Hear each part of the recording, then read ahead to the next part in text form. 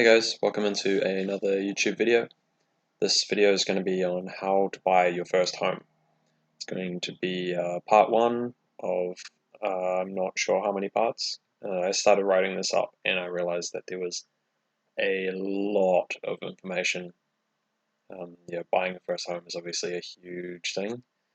So I figured I'd break it up into parts, and because people don't tend to watch the longer videos, and or at least they don't watch the whole thing. The planning and preparation is kind of going to be phase one here. That's what's covered in this PowerPoint. So getting started with your financials. So any loan defaults, bankruptcies, or bad things on your credit report, you're pretty much going to have to wait those out if they're too bad for the bank to lend to you. So wait for them to fall off your credit history, essentially, which, hopefully you don't have any of those things, but if you do, you're going to be waiting. I believe it's 7 years from the event until it falls off, but that could vary depending on what it is that's on there, and also if it's not too bad, sometimes the banks might ignore it if the rest of your stuff's good to go. Pay off your debt, starting with the highest interest debt. So if you've got a car loan or something, anything that's like over 10%, that needs to be gone before you get a house. Personal loans, car loans, anything like that. If you have a no interest loan, then it's not as important.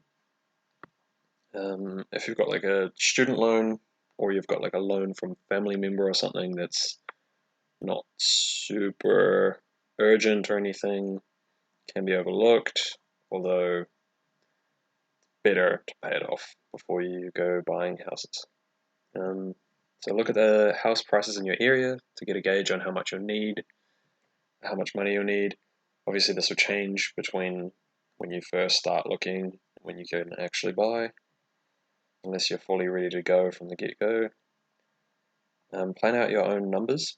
So using an online calculator, I'll link the BNZ one in the description, you can figure out how much they will lend you based on your income and your expenses.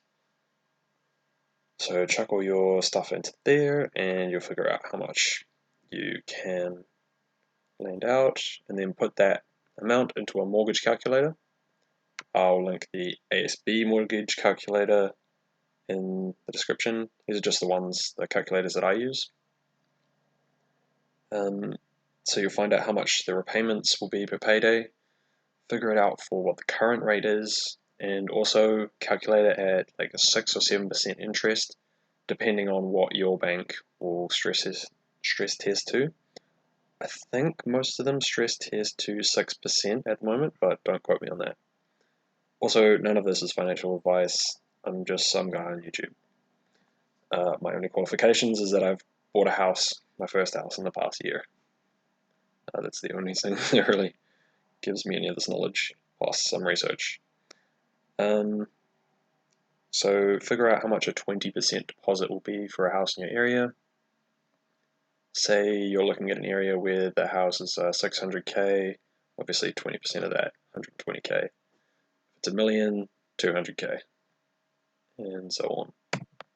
Although probably don't try buying a first house in a place where it's $1 million, because it's going to be very difficult. So prepping your finances.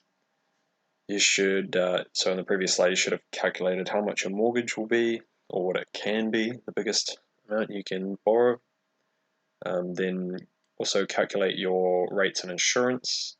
So you can find out the rates by Googling rates in your city. So if I Google rates in Christchurch, it'll come up with a web page where I chuck in my home address, or you can chuck in literally any home address of any house and find out how much they pay in rates per year. So figure that out on a either weekly or fortnightly basis. However, often it's usually easiest to figure it out on how often you get paid, so you can kind of relate it to your income. So I get paid fortnightly, so I calculate mine fortnightly. Insurance, mine is $12.50 a year for 515k cover. This will vary per house and city. If you can get a closer estimate to the area that you're looking at buying, then go with that. If not, you can estimate off my figure, or just pluck a random number if you like. All of these, add them all together, all these costs, and start saving this amount minus your current rent. So obviously when you buy the house, you won't be paying your current rent anymore. So essentially you can count that in money that you are saving, although you're not currently saving it, but you'll be able to put that money towards a mortgage once you've moved out of that place. So that'll prove to the bank that you'll survive all the payments, that they're making a good investment by loaning you the money.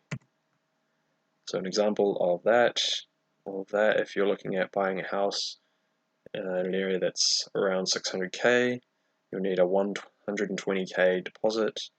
The loan will be 480,000. So your loan repayments stress tested at 6% interest. So you probably won't have to pay this at least anytime soon. Probably, I would hope never. I hope rates never go back up to 6%. But just do it for the stress test, because the banks will stress test it. And also it is a potential thing that could happen, so you want to know if you'll survive if that happens.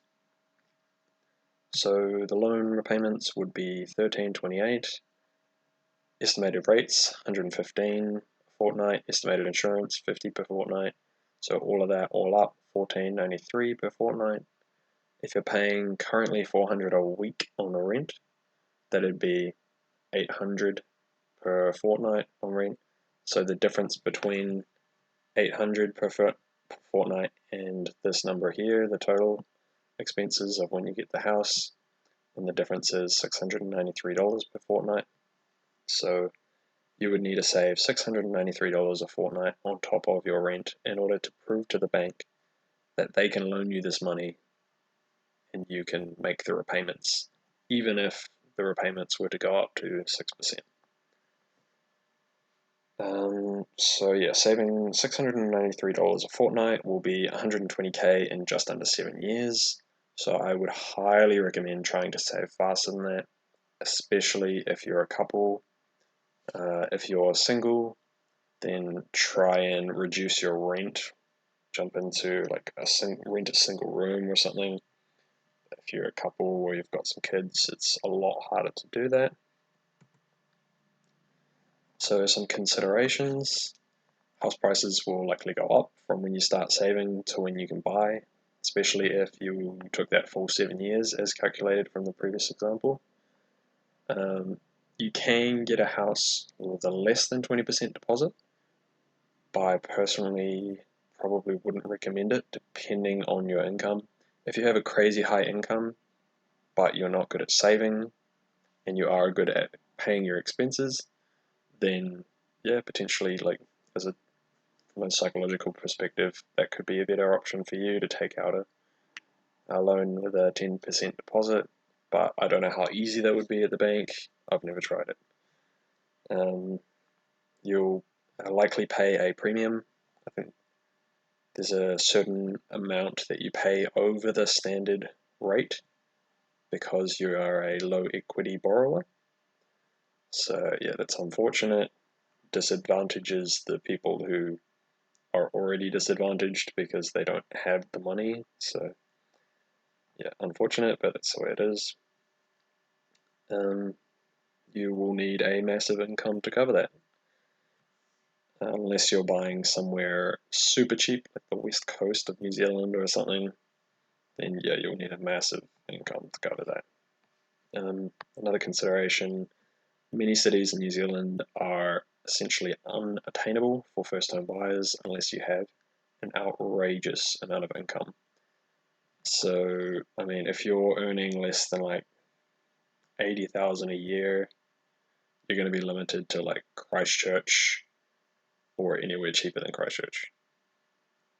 If you'd need absolute horrendous income. You'd check all the numbers into the calculator that I will link in the description, the BNZ that lets you find out how much you can borrow. You'll know how much of an income you would need to actually borrow like 800,000. It's actually an insane income. I could never get that, so I would personally recommend first-time buyers look at buying somewhere cheap. Yeah, that's a bit sucky for some people. It's especially if you live and have family in one of the big expensive cities. You might need to look at having getting help from like a family member or something. But yeah, it's borderline unattainable, especially in Auckland. Buying by yourself will mean it'll take longer to get a house. Buy with a partner, get it quicker. So now I'm going to go over the ways to speed up the process. Got a couple of slides on this. There's heaps that you can do to speed it up. Definitely haven't mentioned everything here, like there's heaps of other things you can do to speed this process up. So first thing I would say is the most important is reducing unnecessary expenses. It'll make it easier to save for the deposit and it'll look better to the bank when they look at qualifying you for the loan. Buying with a trusted second party who has a taxable New Zealand income. So that can be a friend, a family member, a partner, or business partner. I don't know, anything you want. But make sure you trust that person a lot because things can get super messy when you're buying with someone. Probably best to go for someone that you've lived with before as well because you can find out all kinds of weird things when you live with someone that you didn't already know, and you might find out you don't want to live with them after that. But yeah, choose wisely.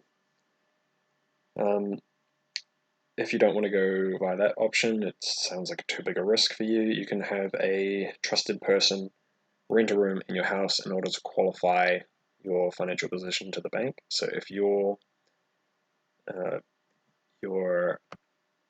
earnings, you're not earning enough income, then you can have someone write and like an official letter to say to the bank, I will rent a room in this person's house for X amount of dollars per week once they purchase the house, and they will qualify that as income. So I don't specifically know if what the limitations to that are. Say if you were buying to live with your partner, but you didn't want to have them on the title, and they weren't going to contribute to the house, they could potentially do that, but definitely ask a professional before doing that. As I put there, ask your mortgage broker, because I'm not fully sure on that. I did have to do this to get my mortgage.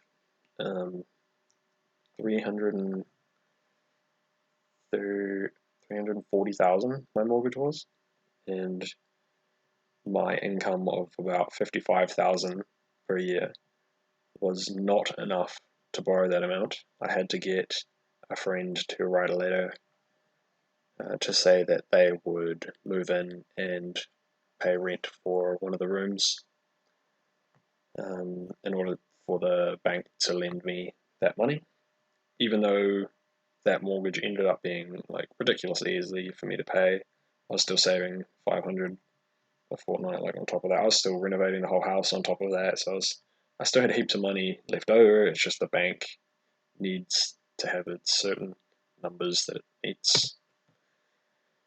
So more ways to speed up the process. Increase your income. If you increase your income, you can borrow more and you can go into those lower equity loans, so below 20%. And you can also, alternatively, you could save more faster in order to build up your deposit faster. So you can either job hop or you can get a job with a higher salary.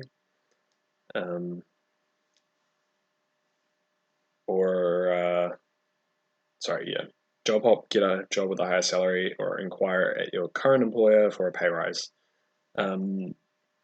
If you can do both, like look for jobs elsewhere all the time, find a good one that pays more, pitch it to your current employer like, hey, I found another job, but I'll give you the option up front. Do you want to keep me? This is how much you have to pay me in order to keep me. If they don't want to pay it, we're good. You go to the other job. If they do, great, got a pay rise. Get a side hustle or start a small business.